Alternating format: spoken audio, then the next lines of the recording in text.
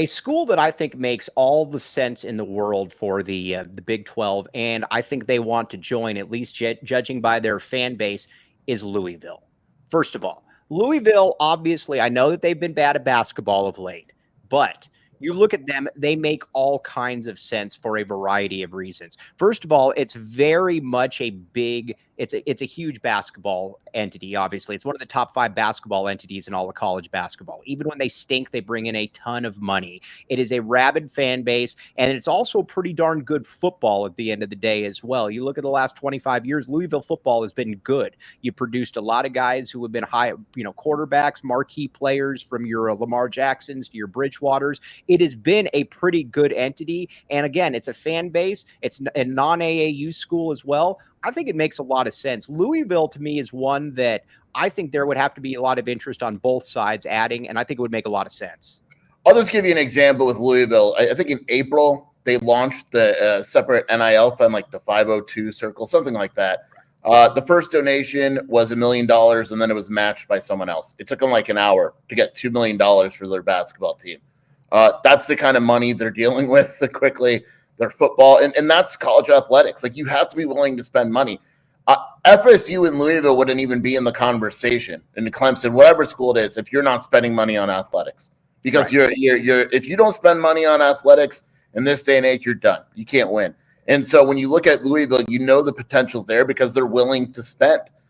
There's geographical ties, like Andy Bryant says, with Cincinnati. And the one thing that I've actually been surprised about, Mike, and you texted me about it and we agreed, is their fan base seems like excited by the move, which is weird because FSU and Clemson fans are ready to jump off the bridge, and Louisville fans are like, yeah, this sounds awesome.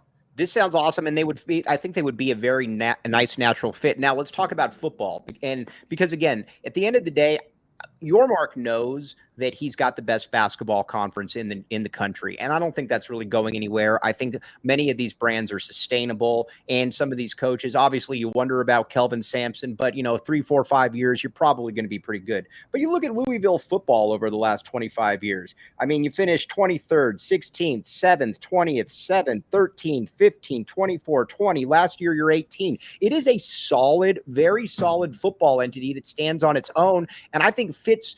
It's not marquee like Florida State or Clemson, but it would fit right in with what you're trying to do, into that Kansas State level, into that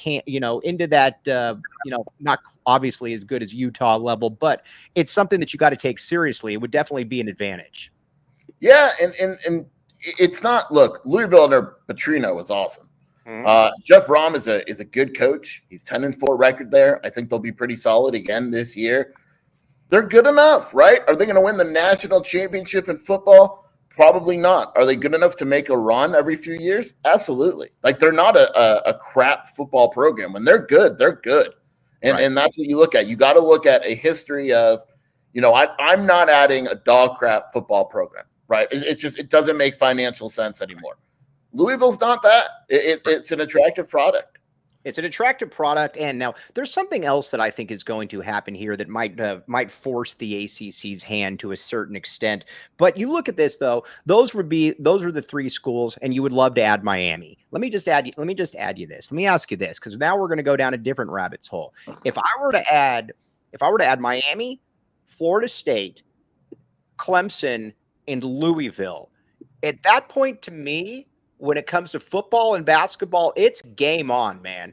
I mean, it's really game on at that point. I feel very comfortable at the negotiating table at that point. Yeah, and again, it's probably going to be difficult to beat the SEC and the Big Ten, but you could come close when you add those 4 schools.